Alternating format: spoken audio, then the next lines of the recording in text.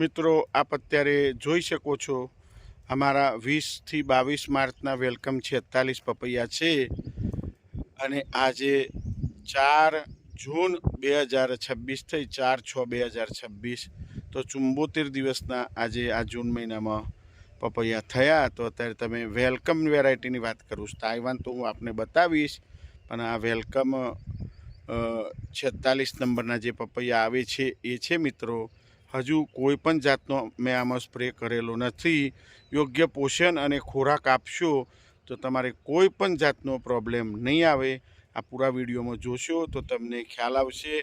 ઘણા વિડીયોમાં મેં કીધેલું છે કે તમે યોગ્ય ખોરાક આપો, યોગ્ય પોષણ આપો તો રોગ પ્રતિકારક શક્તિ પપૈયામાં જોરદાર આવશે। પૂરા વિડીયોમાં આપ બનેલા રહો। અને હા મિત્રો, ફરીથી જણાવું, હું મારા પોતાના જ ખેતરમાં પ્રયોગ કરીને તમને જણાવતો હોઉં છું। કોઈના ખેતરમાં જઈને શૂટિંગ ઉતારવાની વાત નહીં। કોઈ સારી ખેતી હોય, સારા પપૈયા કોઈએ ટ્રીટમેન્ટ કરી હોય અને જોવા જઈએ શૂટિંગ ઉતારીએ વાત અલગ છે। બાકી તમે મારા જનરલી આ ચાલતો જઈને પપૈયા જુઓ, કોઈ બી ચાસમાં જુઓ, તમે એની હાઇટ જુઓ। આ વેલકમ વેરાયટીની વાત કરું છું। તાઇવાનની તો હાઇટ હોય જ, અને ફ્લાવરિંગ પપૈયા પણ નાના લાગી ગયેલા મિત્રો તમને બતાવવાનો પ્રયત્ન કરીશ। તો તમે હજુ પણ કહું છું, જો ફોસ્ફરિક બાકી હોય તો ચડાવી દો, હ્યુમી ગોલ્ડ બાકી હોય સ્પ્રે કરવાનું યા ચડાવવાનું તો એ બી ચડાવી દો। આપણે આખા ખેતરના છોડ ચાલતા ચાલતા બતાવવાના એવું નહીં। આપણે પોતાના ખેતરમાં પ્રયોગ કરવાનો અને પોતે જ ખેડૂતોને કહેવાનું કે આ રીતના યુઝ કરો, પેસ્ટિસાઇડનો યુઝ ઓછો કરો અને યોગ્ય ન્યુટ્રિશન આપશો તો તમે પણ અત્યારે મારા પપૈયા હાલ જોઈ શકો છો। તાઇવાનના તો હું બતાવીશ જ 2 દિવસમાં, પણ તમે પોતે જુઓ ખેડૂત મિત્રો, કોઈ બી છોડ જુઓ, એવું નહીં, કોઈ બી છોડ તરફ તમે નજર કરો તો તમને ખ્યાલ આવશે। તો આ રીતના તમે પણ માઇક્રોન્યુટ્રન, ફોસ્ફરિક, હ્યુમી ગોલ્ડ, કેલ્શિયમ બોરોનનો પણ સ્પ્રે કરી શકો છો। જો તમારી પાસે માણસ હોય તો એ પણ કરશો તો જબરજસ્ત ઉત્પાદન આવશે। અને મારા પપૈયા પણ તમે અત્યારે પૂરા ખેતરના જોઈ શકો છો। તો આ રીતના તમે પણ મિત્રો યોગ્ય ટ્રીટમેન્ટ કરશો તો ભરપૂર ઉત્પાદન આવશે। આ એક નાનો વિડીયો એટલે જ બનાવું છું, ખેડૂતો પુષ્કળ પ્રમાણમાં દવાઓ અને ખાતર વાપરે છે, જરૂર નથી, નોર્મલ વાપરો। માઇક્રોન્યુટ્રન પણ સસ્તા લાવો, મારી જેમ ફોસ્ફરિક પણ ઓછી કિંમતનું લાવો, હ્યુમી ગોલ્ડ પણ ઓછી કિંમતનું લાવો, મળી જ જાય છે બજારમાં, તો તમારે પણ ભરપૂર ઉત્પાદન આવશે। કેલ્શિયમ પણ ઓછી કિંમતનું સ્પ્રે કરવામાં લાવો તો આપ અત્યારે પૂરા ખેતરમાં બપોરે 12 વાગે પણ તમે જોઈ શકો છો। આટલી ગરમીમાં પણ સરસ મજાના પપૈયા છે મારા। તો તમે પણ આ રીતના ટ્રીટમેન્ટ કરશો મિત્રો તો જબરજસ્ત ઉત્પાદન તમારે આવશે। ઘણા ફરિયાદ છે કે આ રોગ છે, આ રોગ છે, તમે અમારા પપૈયામાં જોઈને બતાવો। કોઈ પણ જાતનો રોગ નથી। પત્તા પર ડાઘ પણ જોવા નહીં મળે તમને, એ પણ તમને જણાવી દઉં।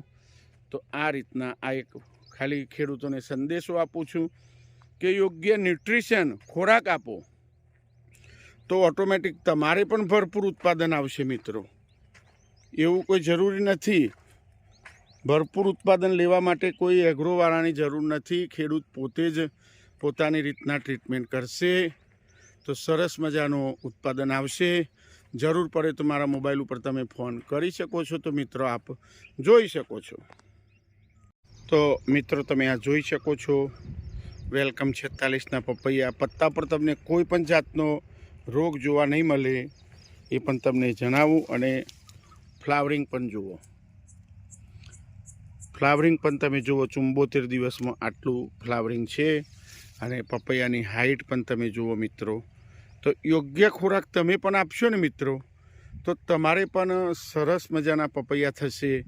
અમે વિડીયોમાં એમને એમ નથી કહેતા પેસ્ટિસાઇડનો યુઝ ઓછો કરો, પણ એની જગ્યાએ તમે માઇક્રોન્યુટ્રન, ફોસ્ફરિક આ બધાનો યુઝ વધારે કરશો મિત્રો તો ઓટોમેટિક તમારે પણ ઉત્પાદન આવશે। એ પણ તમારે ધ્યાનમાં લેવું। અને અત્યારે તમે મારા પપૈયા હાલ જોઈ શકો છો, સરસ મજાના થઈ ગયા છે।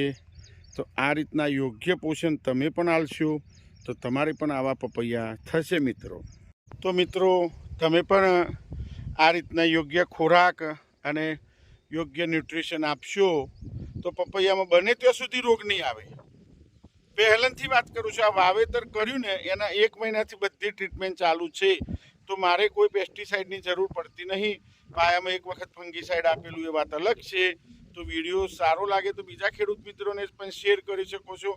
આ શોર્ટ વિડીયો મૂકવાનું કારણ જ એ છે કે બધા ખેડૂત મિત્રો જોઈ શકે અને એમને ખ્યાલ આવે કે યોગ્ય ખોરાક આપવાનો છે. મારા વિડીયો જોશો અલગ અલગ તો તમને ખબર પડી જશે. યોગ્ય ખોરાક હું પપૈયામાં આપતો હોઉં છું, તો તમે પણ આપી શકો છો.